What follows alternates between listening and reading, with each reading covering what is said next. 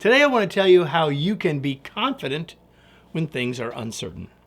Hi, I'm Kevin Eikenberry, and I'm here to help you reach your potential as a leader and a human being.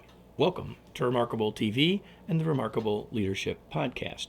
Wherever you happen to be watching or listening, I hope you hit the subscribe button so you don't miss any future episodes. Confidence in uncertainty. Are you ready? Let's get started.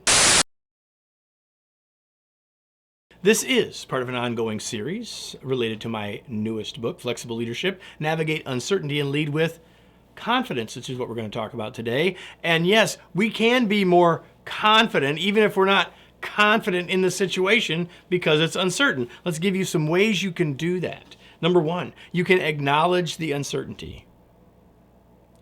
Some people want to feel like the only way they can be confident is if they have all the answers, right? Or want to be seen as having all the answers. And we can start by just acknowledging, hey, we don't have all the answers. There are things we don't know, and we can acknowledge that as being true. And that in itself takes a weight off of our shoulders and gives us the chance to move forward with greater confidence.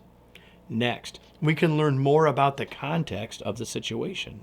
The situation might not be, we might not be able to learn that everything is certain and it becomes clear and obvious, and yet we might learn a little bit more, have a little stronger picture about where we are. And it's just like on a map. If we know where we are, it makes it easier for us to know where to go next. Next, consider history. A lot of times we want to think about everything we're experiencing as a leader, as a human, as a team, as if it's the first time it's ever happened. And yes, this situation might be uncertain because it involves generative AI, for example, which is new. Yet if you look at history and your past and the history of the world, you might find all sorts of situations. Hey, this is similar to that, even though it's not exactly the same. Look for parallels in history as a way to give you a clue, because it's true. History, in many ways, even metaphorically, repeats itself. Next, gather opinions and perspectives from others. You don't have all the information. Some of your uncertainty can be released or relieved a little bit simply by learning what other people see and helping you build your context by understanding that a little bit more. Next, consider what I call plausible causes. If you're looking at a situation, say, you don't know why it's happening, what are some of the reasons why it might be happening? Now, you might not be able to figure out what the actual root cause is, but what you can do is say, well, it could be this, or it could be this, or it could be this, or it could be this, or it could be this. It could be one of those five things. We don't know which one it is. We might not be able to figure out which one it is. But if we have identified that it's probably one of those five things, we can be more confident about the choices that we make, because what could address many of those various causes. Very useful. We can be ready to adjust. When things are uncertain, we might have to make a change, and we can just be ready for that. That starts with acknowledging the uncertainty, but it's just recognize that, okay, it's okay. If we have to adjust, we will.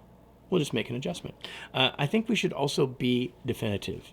This does not mean we need to be closed-minded, but I do mean that sometimes what we need to do is move forward boldly.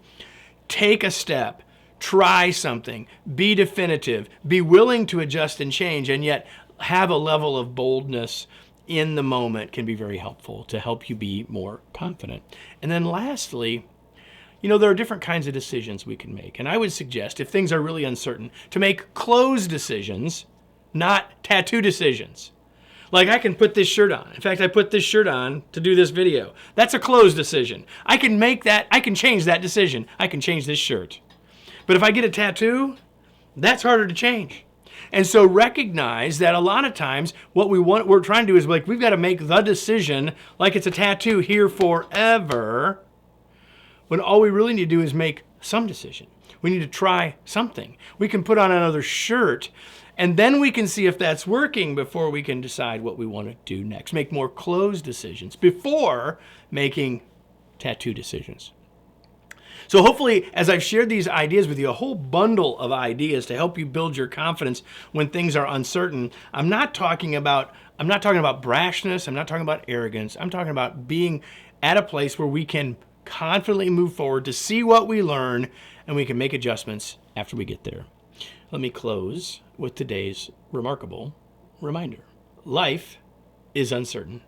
Use what you know to make the best decision you can and be ready to adjust. Life is uncertain, which requires us to be able and willing to flex in our approach. That's the idea behind flexible leadership. Navigate uncertainty and lead with confidence. If you found this video helpful, I'm betting you'd like to learn more about the book, and you can do that by going to kevineikenberry.com/flexible, where you can learn more about the book, how to get the book, where to get the book, but you can also get a sample chapter and check it out. I hope you'll do that, and I hope you'll be back next week for another episode of Remarkable TV and the Remarkable Leadership Podcast.